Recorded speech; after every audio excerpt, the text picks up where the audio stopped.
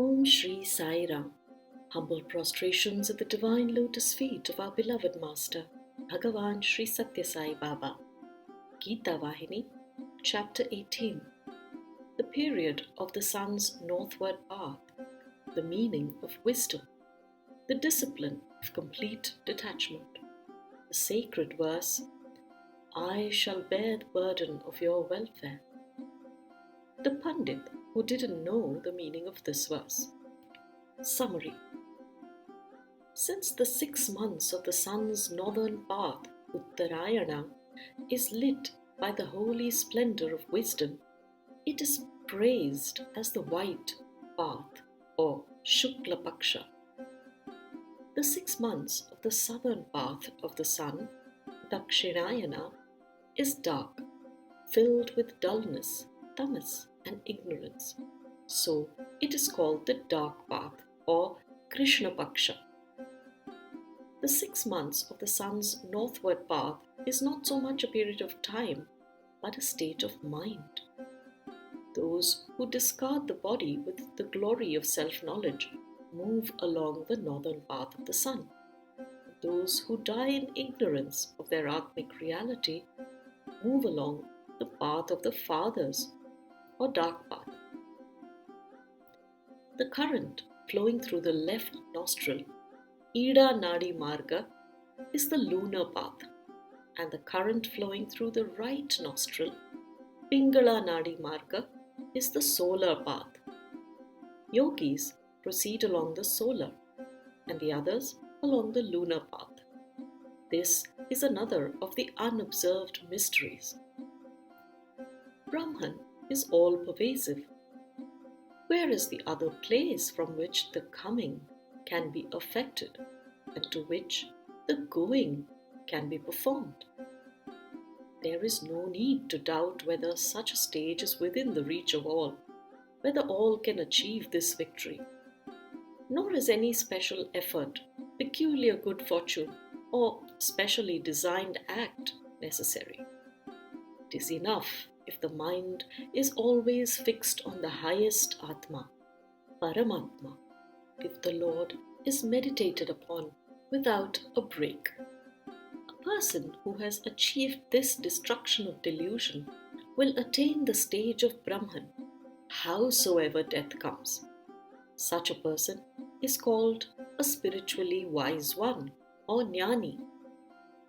Arjuna asked, I do not quite understand the meaning of what you call spiritual wisdom or jnana. Is it knowledge learned from the teacher, scriptural knowledge, or knowledge received from the experienced? Which among these liberates one from bondage? Krishna replied, the knowledge that releases you is known as self-experience. The knowledge that you yourself experience, that alone can help you to be free. You have to visualize it yourself. Only the one who has faith in this wisdom, who is devoted to acquiring it, and who is full of yearning to earn it, can realize me. Whatever the name, whatever the form of worship, I am the recipient, for I am the goal of all. Realize me, primal cause. That is indeed liberation, moksha. He is liberated in this life who attains that liberation, Jivan Mukta. To become completely detached, it is enough if you do all acts as dedicated to the Lord without any desire. This is the secret of liberation.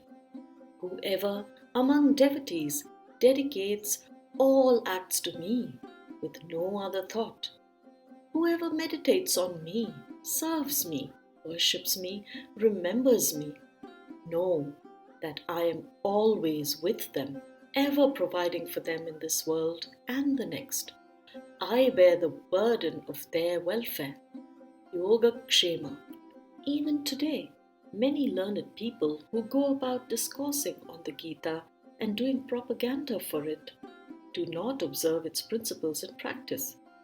But all the respect, all the worship, is only for the paper, the book. If they had the experience, none of them would barter the spread of that experience for money. They would yearn only for grace. Key takeaways from this chapter.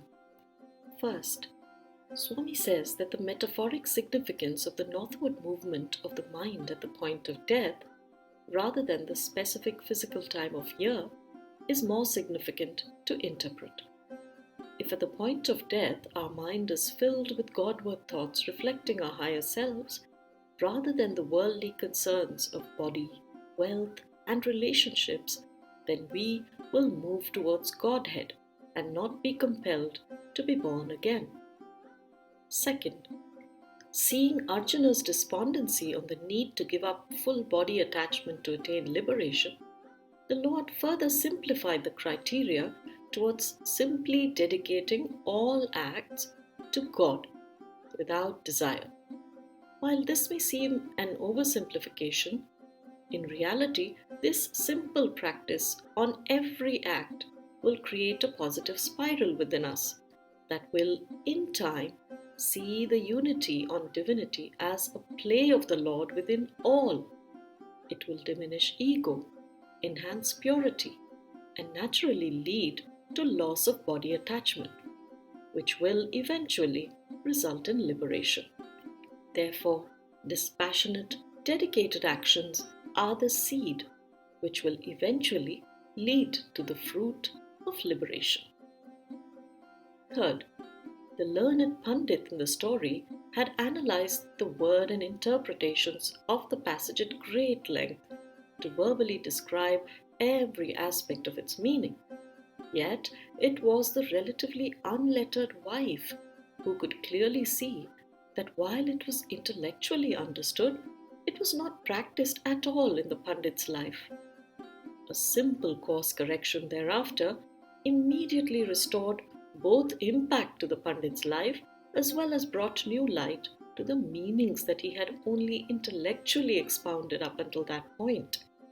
Let us also similarly learn to practice the teachings with humility, besides understanding its import to our minds. Fourth, sharing what we have by way of knowledge is akin to using the light of one candle to light up several others. It doesn't diminish the power of the original candle in the least. Instead, it spreads through the other lit candles. Let us therefore never be drawn by crass commercialization as a criterion for sharing our own knowledge and experience, and make it freely available to every earnest and sincere seeker of it who approaches us. End of chapter 18. Jai Sai Ram.